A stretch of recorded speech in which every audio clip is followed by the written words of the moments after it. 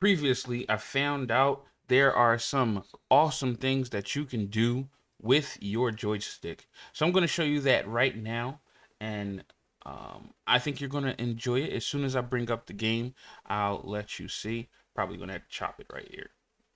All right. Currently working on a game known as Battle Network Ultimate. It's going to be the ultimate game for getting Battle Network content, allowing you to create your own net navi and explore to your heart's content while also strategizing during battles. So if I go to the exploration page of my game, we're going to see that I have two joysticks here. These one joystick is for aiming and another joystick is for the actual movement. Earlier, I learned that if you go into the joystick, there are multitudes of things that you can add. So what I decided to add was touch move. I wanted to add touch move so that way wherever you went on the joystick or wherever you pressed on the joystick, um, it would move. Okay, which I thought was a definitely an awesome feature. However, when I did implement that, um, we had a few issues to say the least. So although we have touch move, I also want to add some. I want to try out visibility. Okay, so setting the visibility, and I also want to add a limiter, position limiter. Okay, you're going to see everything with and without the limiters. All right. And you're going to see everything with and without the visibility. So I'm going to hit play on my screen right now and show you guys how everything looks when it's already set up.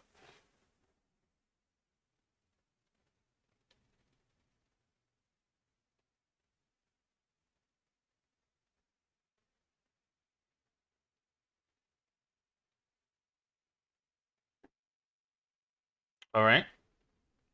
So when everything is already set up, this is what everything looks like. This is how the joystick interacts. Um, we're going to skip ahead really.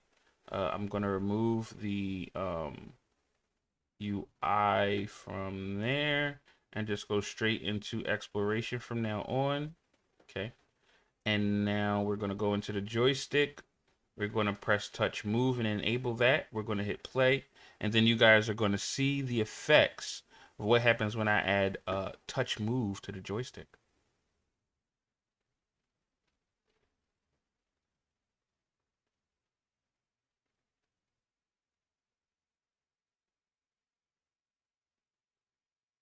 All right. So now when we move with the joystick, it moves all over the place.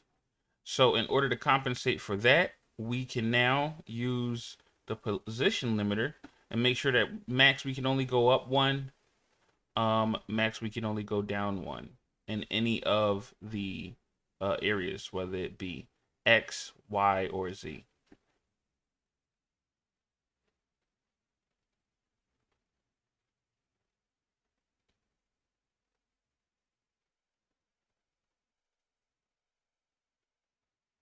All right, so dang, now this is possibly due to the fact that on screen, right? It's pretty high on the screen. Let's see. So we would definitely have to figure out how to fix that. Like right now, I think it's all right. So here we go. We're 200 position here on the X and 300 position on the Y. So that's why that's kind of like that.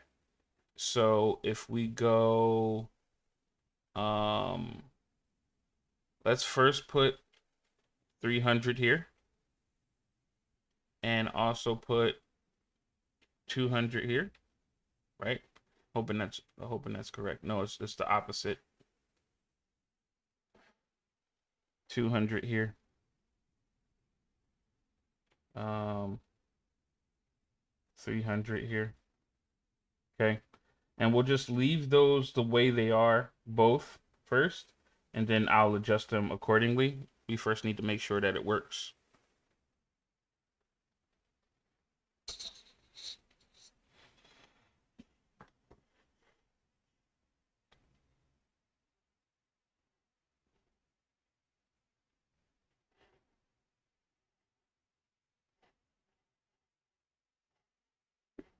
Okay, up on the screen, we're still not seeing our joystick. So maybe having the position limiter does not assist us that much. I wish I could find the joystick somewhere, but as you guys can see, it's nowhere to be found. So that is definitely going to be something I have to play with. But once you figure out how to use the position limiter for the joystick, this is going to allow. Matter of fact, hold on, I'm going to try one more thing. But once you figure, oh crap, once you figure that out, you'll be able to better control where the joystick goes once it is touched, moved. It's pretty awesome. I've seen this in other games, or I've seen, like, for instance, one of my favorite games used to be Dragon Project. That was a very awesome game. Lots of customizability and lots of collection. Like you can collect a lot. And dang, it's not here still, even after all of that. So I'm definitely gonna have to figure out how to position that better. If you guys find out, please post it in the comment section. Use the comment section. That's for you and me. Moving on. So, what we're gonna do also here is actually we're gonna have to do UI button. Okay. And the reason why we're gonna have to do a UI button is because I want to set visibility. When the screen is pressed, I want you to be able to see the joystick. And when the screen is released, I want you to then not be able to see the joystick. So pressed, visible, released, not visible. So let's see if this works. So I'm gonna hit play.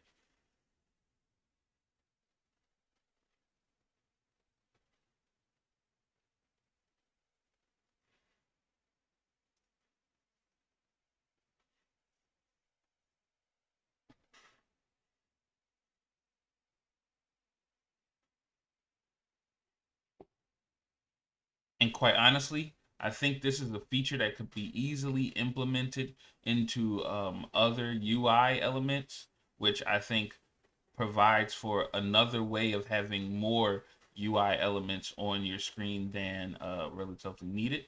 So ta-da, check that out. Just tapping anywhere on the screen will allow you to move the character. And I think this is one of the coolest things ever, because it looks like these are never here, of course, until the screen is pressed. Wow, I didn't think it would look as good as I like it, um, but it actually does look pretty good. It looks pretty good to me. And I think this helps some of the problems that was having before with the joystick itself, because as you can see, when you tap here, our joystick is a little bit inaccurate starting off.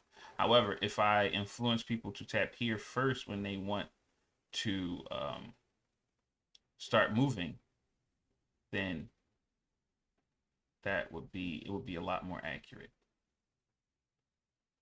So there you guys have it, a little bit of an advanced techniques. You guys can understand the ways that you can implement these things into your games and just get a little bit more inventive with your game design. I'm hoping that that helps you out a lot.